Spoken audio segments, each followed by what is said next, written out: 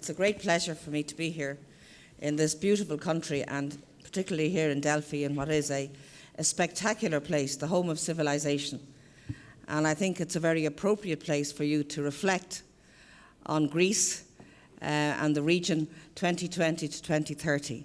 I like the idea that it's 2020 to 2030 because you cannot achieve results quickly unless you take the strategies and approaches over a medium to long term. I have been honoured to be invited here to speak a little bit about Ireland, and as you heard, I've held a number of ministries. I was 18 years a member of the Irish government, not consecutively, although consecutively for 14 years. I was 10 years Deputy Prime Minister, and in 89 to 92 I held the portfolio of environmental protection. So I dealt with the pharma industry from an authorisation or a regulatory point of view at that point. In fact, I put an organisation together to deal with the industry as a one-stop shop, because prior to that 32 different local authorities were trying to licence and deal with what was a very complex industry.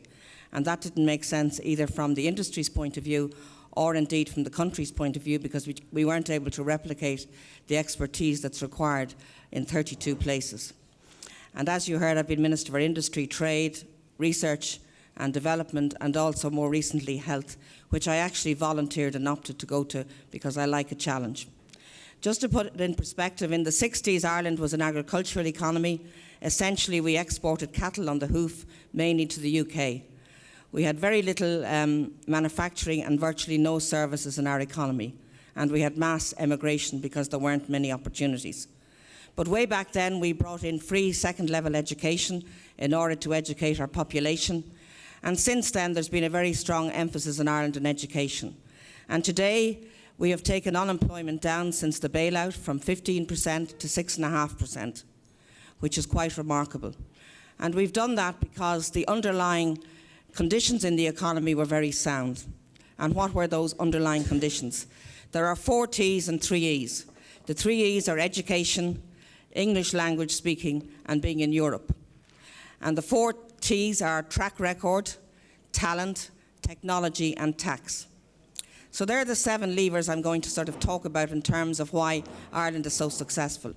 We attract 25% of all the life science investment coming into Europe, even though we've just over 0.5% of Europe's population. Ireland has one of the youngest populations in Europe. 33% of our population is under the age of 25. I think it's about 25% in Greece. 54% of our population under 35 have university education. And in more recent years, there's been a very strong level of support for 4th level education. So why are we so attractive for investment? We're attractive because, as I said, we have a good track record going back 40 years. Even when governments change, industrial policy doesn't change. And that may sound quite remarkable. We don't get swings from right to left. Predictability is very important in business. It's also very important in government. And our investors know that if they make an investment today, the circumstances on which they made that investment will not change. We have a 12.5% corporate tax rate. In the early 90s, the EU came after us because the corporate tax rate was 12.5% for manufacturing and internationally traded services, and it was 10%, and it was 40% for everything else. And the EU said that that was a state aid, and they felt we'd bring all the tax up. We actually brought everything down to 12.5%. And we proved in doing that the incentive part of low taxation. The lower the tax, the more revenue. And that has been a feature in Ireland since then. It's quite remarkable to many people, but it is a fact, because activity happens when taxes are attractive. Clearly, a low corporate tax rate does not always encourage R&D, so on top of the 12.5%, we have a 25% corporate R&D tax. And that effectively means that those that do R&D in Ireland have the benefit of a 37.5% tax. In other words, very often research happens where taxes are high because it's a cost, so we equate to a 37.5% corporate tax when it comes to the benefit of R&D. And we have a 6% tax on intellectual property generated in Ireland.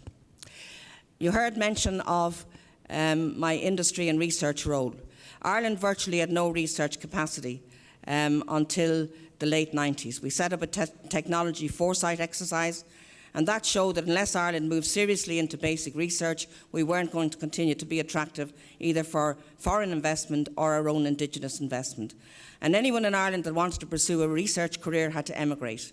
So we brought in what we regarded as, it's an organisation called Science Foundation Ireland, and we give amongst the biggest grants in the world to researchers to come and do their research in Ireland. We didn't just take the pot of money, which at the time was $500 million, and that was a lot of money in the late 90s. Many colleagues in government didn't feel that that was going to be wise money because we weren't going to get the results quickly. And in politics, very often you look to the next election rather than the next generation, which is a great pity in all our countries. But that $500 million in revenue, many felt it should be divided between all the third-level institutions, pro rata, and we said no, it must go to the best researchers in the world, internationally peer-reviewed. And it has been spectacularly successful. And today, 2/3 of our inward investment has a strong R&D function because of the capability that we've now generated within the country. We've also done a number of other things to attract pharma industry. We have, for example, we have a lot of collaboration between our university sector. We've established a National Institute for Bioprocessing, and essentially that is a place where people are trained for the biopharma industry, both from operatives right up to management, because this was a new industry and we didn't have the capability, and we wanted to provide the training so that we could be attractive as we are. There's €8 billion at the moment in facilities in biopharma in Ireland across 18 different sites. And again, that's quite remarkable. They employ about 25% of our PhD graduates, which is a huge proportion of the PhD graduates in Ireland. We also doubled the number of PhDs we were producing in our universities. We made a lot of investment in science and technology subjects. 1/3 of our university students study science, technology, engineering or mathematics, which is, I think, the skill set that's required for the future. We also have a solid synthesis and solid pharma centre in the University of Limerick, and that was to provide expertise and capability in process R&D, efficient manufacturing, cost-effective manufacturing, green chemistry. And we attracted to Ireland one of the top 20 chemists in the world to run that because we didn't have the capability within the country. If I could move on to my health portfolio, I became Minister for Health in 2004. And clearly I was concerned that Ireland had not organised its health service in the most effective way to deliver quality care. For example, at that time, 32 hospitals in Ireland were doing cancer surgery. We are a population of 4.5 million. The previous year, before I took office, one hospital did 1 breast cancer surgery. We consolidated that into 8 specialist centres. It was highly controversial. The opposition was led in some places by the clinicians who were going to lose their patients. And that got political opposition and public opposition. And I said here at a conference in Greece last year, there were posters and pictures of me in various parts of the country with the slogan saying, "Wanted for murder." However, the good news is the government stood by the policy. We were a minority government. We lost 2 of our deputies in one of the regions, but the Prime Minister and the government stood firm. And today now Ireland's outcomes for cancer have improved significantly according to the Cancer Registry, because now we have multidisciplinary care in 8 centres, which you couldn't possibly have.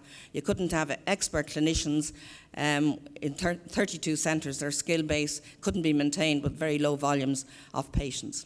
I also established the first HTA process in Ireland by establishing an organisation called HICWA, because again the HTA process has to be relevant to the circumstances in the country.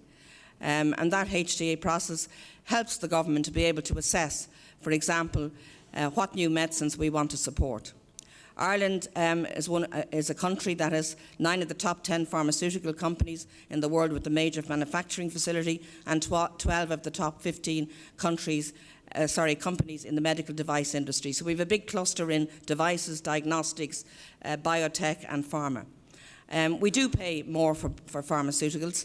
I strongly believe that the financing of innovation and the payment of the therapies, we have to have forward thinking. We have to reward innovation, and we have to make sure that the product of innovation is widely diffused. And that's a policy we adopt in Ireland. When we were faced with the crash in 2008, I did a deal with the pharmaceutical industry. We came to an agreement, a collaboration. It wasn't prescriptive. We agreed on a particular sum of money, and the pharma industry were able to decide how to raise that money. I wasn't making the decision on an across-the-board cut, which never makes any sense. I have discovered that in health, if you focus on cost and coverage to the exclusion of change and reform, you'll never do the right thing. And in the changes we made because of the crash, we were focused on the medium to long term. We continued our support for innovation. In healthcare, we didn't cut services to patients. What we cut were salaries by 18%. We reduced the public sector workforce by 10%. We did increase income taxes, but we did not change the levers that have led to economic success. And so it is that we have recovered remarkably quickly. We now have net immigration in Ireland. 17% of the population are foreign, mainly from other European countries. We are very attractive to people wanting to come in the country. And where we don't have the skill base among our own population, we have a very liberal regime on importing that skill base from wherever, because not all the skills can be provided for in the one country. I think our moderator is going to... can I just say, I think Ireland could work very closely with Greece. We have a lot in common. Our people are very similar. Our past is very similar in many respects. We don't have your beautiful weather, but we would love to work with Greece, because you too, you were the first bailout country, and we said, well, if Greece is there, we better go soon. So we were there a couple of months later, and the pigs, as they were known, Portugal, Ireland, Greece and Spain, became well known throughout the world. But I'm happy to say we were able to exit the bailout very successfully, and with a very strong economy because of the fundamentals that were put in place a number of years ago, and it does take time. I'd be very happy to take questions, answer questions. Lastly, I'd say, in terms of my own record in government and my own experience in politics, I spent 34 years in politics. I went from being a university student to being a politician, and I retired in January 2011. You don't make omelettes unless you break eggs, is a well-known phrase. Leadership is available to all of us, but it belongs to those that take it. And Charles Darwin said, it's not the strongest of the species that succeed, nor is it the most intelligent, but rather those that are capable of adapting. And I think if the Irish model shows anything, it is we are really capable of adapting. We make decisions fast. We work in collaboration with industry. We don't see industry as the big bad guys. We see them as our partners and our friends.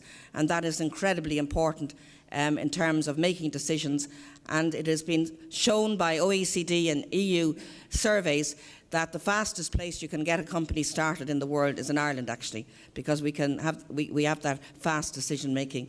So before I'm stopped, I'm very happy to take questions later.